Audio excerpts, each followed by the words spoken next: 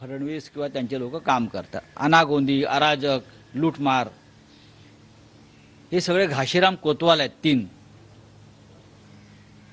या तीन घाशीराम कोतवालांच्या हातामध्ये महाराष्ट्र आहे आणि घाशीराम कोतवालाचा इतिहास काय हे महाराष्ट्राला आम्ही आता लवकरच सांगू।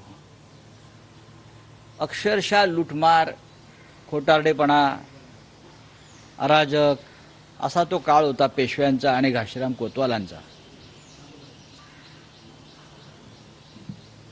महाराष्ट्रामध्ये हे असे कोण लागून गेले की ह्यांच्या योजना म्हणजे महान योजना आणि आम्ही बंद करू का? महाराष्ट्रावरती आम्ही राज्य केलं नाही का?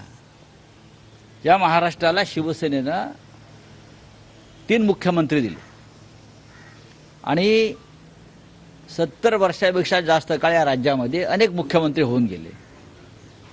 यशवंतराव चव्हाणांपासून या महाराष्ट्राला फार मोठी परंपरा आहे। हे फडणवीसांना माहीत नसेल तर त्यांनी या राज्याचा, महाराष्ट्राचं महाभारत समजून घ्यावं। या महाराष्ट्रात ही योजना बंद, ती योजना बंद, हे जे सुडाचं राजकारण आहे तेच फडणवीसांनी सुरू केलेलं आहे आणि आम्ही त्याच्यामध्ये नाही। आम्ही त्या पद्धतीचे राज्यकर्ते नाही। त्यांना भीती का वाटते की आमचं राज्य जाईल?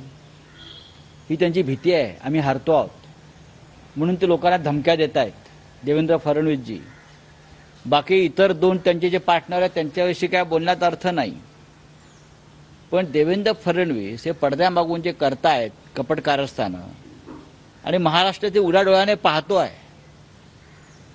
चांगल्या योजना कधीही बंद केल्या जात नाहीत। अशा प्रकारची मानसिकता कोणत्याही चांगल्या सरकारची नसते, चांगल्या राज्यकर्त्याची नसते। नरेंद्र मोदी यांनी सुद्धा काँग्रेसच्याच योजनांची नावं बदलून चालवलेले आहेत। नरेंद्र मोदींनी नवीन काही केलेलं नाही।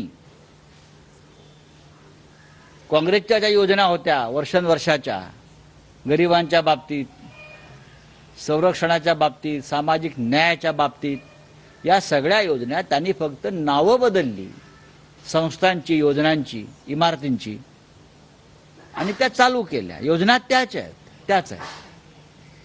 त्याच्यामुळे देवेंद्र फडणवीस यांची झोप उडालेली आहे, त्यांचं सरकार जाणार आहे। यामुळे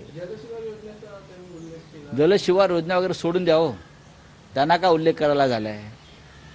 देवेंद्रजींनी आता आपला गाशा गोंधळाला सुरुवात करावी। महाराष्ट्र या राज्याची जनता त्यांच्यावरती कोणत्याही प्रकारे विश्वास ठेवायला तयार नाही।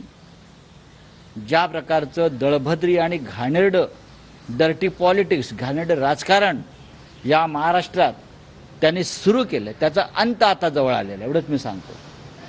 त्याचा अंत आता जवळ आहे। मोदी आणि शहांचं बहुमत गमावलं ते महाराष्ट्रामुळे, लक्षात घ्या। तो महाराष्ट्र तुम्हाला सत्ता देईल का? अजिबात देणार नाही। आणि काय आहे सोडून ते